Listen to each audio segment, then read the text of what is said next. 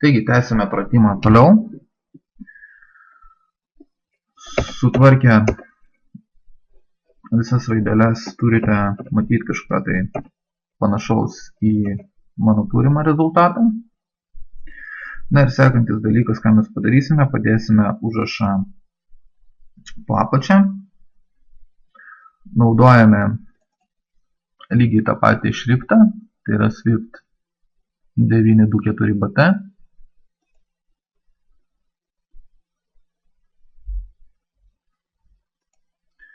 Ir šiam šriftui aš pakeičiu tiesiog dabar šiuo atveju dydį. Padarau jį, tarkim, šiek tiek mažesnį. Ir užrašysiu užrašą.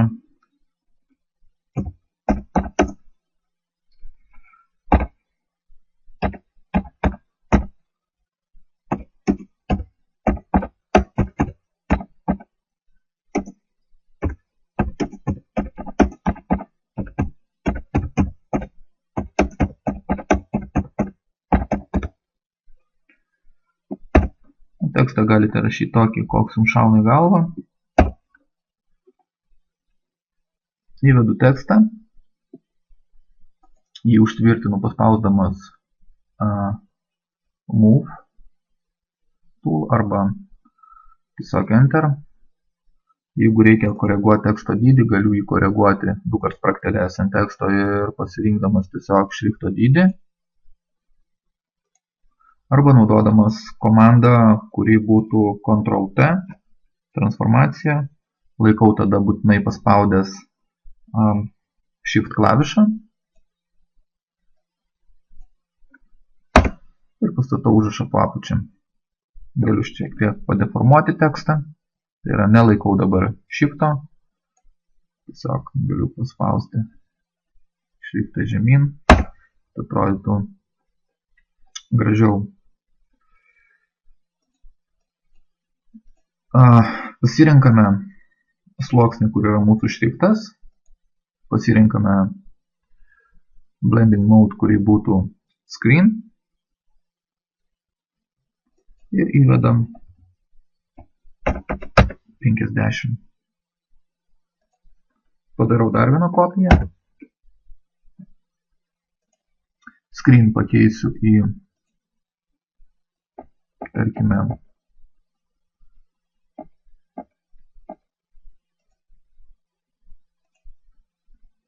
parametrą overlay galbūt. Ir vėl įvedu gal mažesnę reikšmę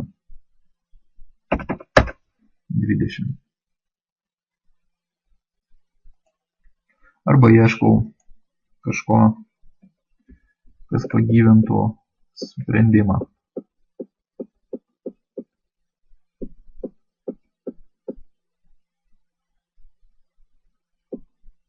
Visai gerai atrodo darken color.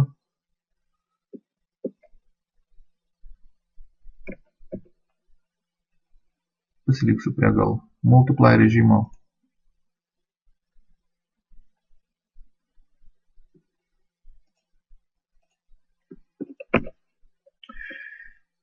Laikau klaviatūroje paspaudęs Ctrl klavišą, pasižymiu abu sluoksnius, dešinės pelės klavišas ir parinktis Link Layers.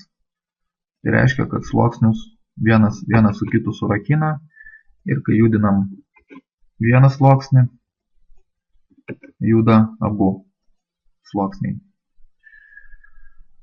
Sekantis dalykas, ką darome, tai pamėginsime pagyvinti šiek tiek visą vaizdą, kuriame naują sluoksnį ir išdėsime atspindį.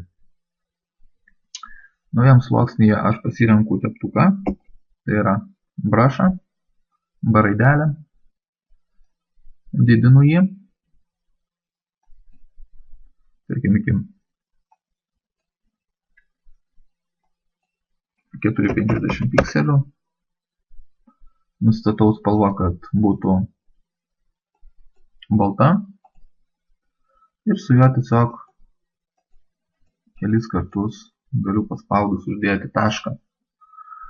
Jis yra išsiliejęs.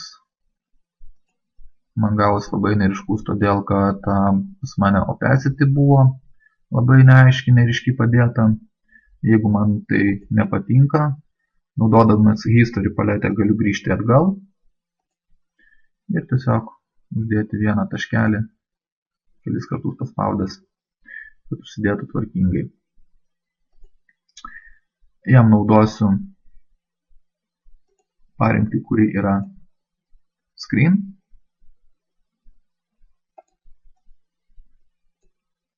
Ir sumažinu opacity. Naudoju komandą Ctrl+T.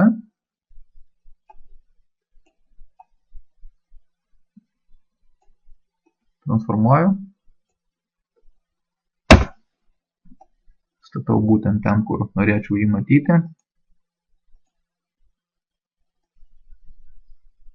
Ieškau sprendimo, gal pasiteisintų kažkoks kitas labiau overlay. Arba galim pamėginti uždėti, parinkti soft light. Taip, kur kas geriau, soft light. Ir sekantis dalykas, kas man yra reikalinga, tai būtent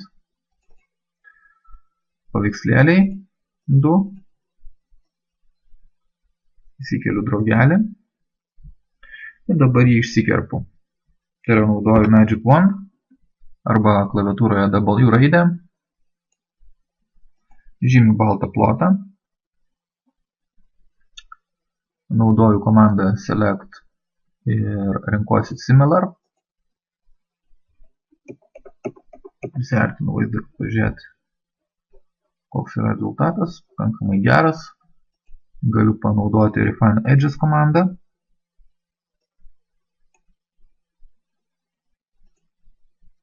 Kad matyti savo linijų išsidėstymą sulyg daiktų. Okay. Select Inverse. Pasirenku tik tai drugelį. Komanda Ctrl+C. Pakeičiu savo langą ir komanda Ctrl+V. Jeigu matau, kad drugys yra išsikirpęs su netvarkingais kraštais, dar kartelį jį pasižymiu. Select, Modify. Komanda būtų Contract. Įvedu 2. Okay.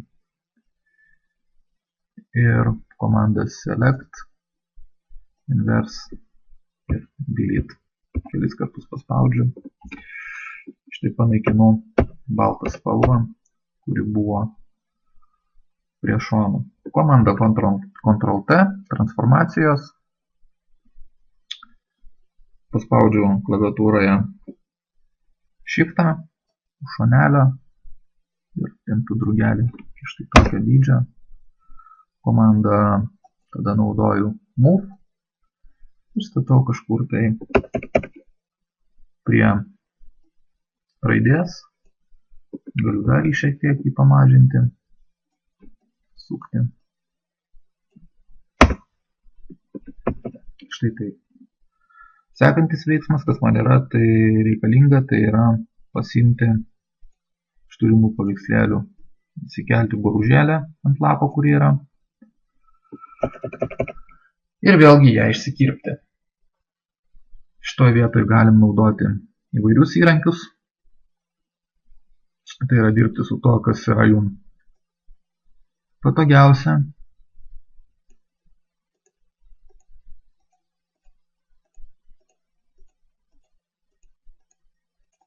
Aš tiesiog apsivedu boružėlę, Ctrl+C, kopijuoju, įkeliu į langą, kuriame yra mano visas bendras vaizdas ir mėginsiu ją šiek tiek apdirbti. Tai yra, sukuriu jai maską, imu brushą, jį šiek tiek mažinu, Kad išsikviesti brush'o teptuką, tai spaudžiu B raidelę ir tvarkingai panaikinu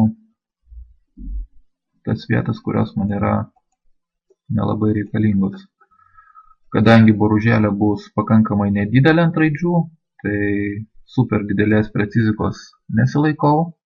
Tiesiog darau viską, kad vizualiai atrodytų pakankamai tvarkingai. Keitinėju teptuko dydį, priklausomai nuo tos vietos, ties kuria dirbu.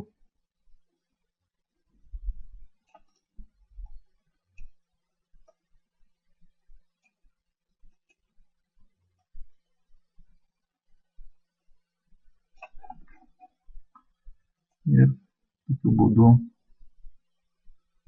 tvarkau savo paveiksliuką, jį iškirpinėju. Kirpimui vėlgi galima naudoti įvairias technikas. Šiuo atveju, kadangi daiktas, objektas bus nelabai didelis ir itin didelės precizikos nereikalauja, aš renkuosi savo patogiausią šiuo atveju būdą, tai yra būtent dirbti su mezgu ir su nedideliais teptukais.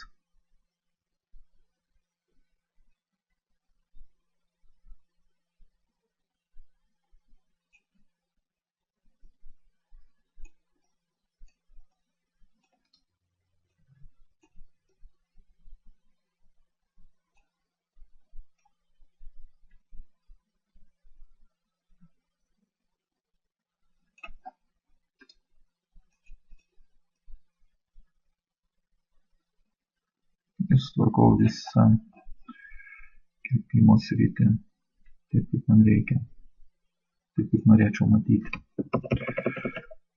Tarkim, padariau Ctrl+T komandą ir mažinu boružėlę. Būtinai atlikdami veiksmą Ctrl+T turite laikyti klavišą Shift, kad nedeformuoti daiktų. Ir statau boružėlę kažkur tai ant raidės.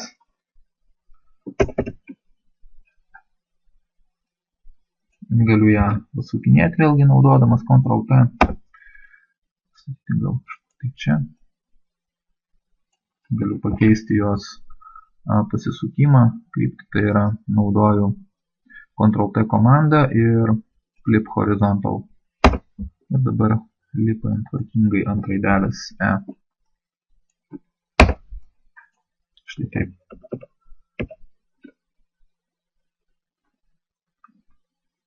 Tai va, šioje vietoje mūsų kompozicija būtų kaip ir baigta.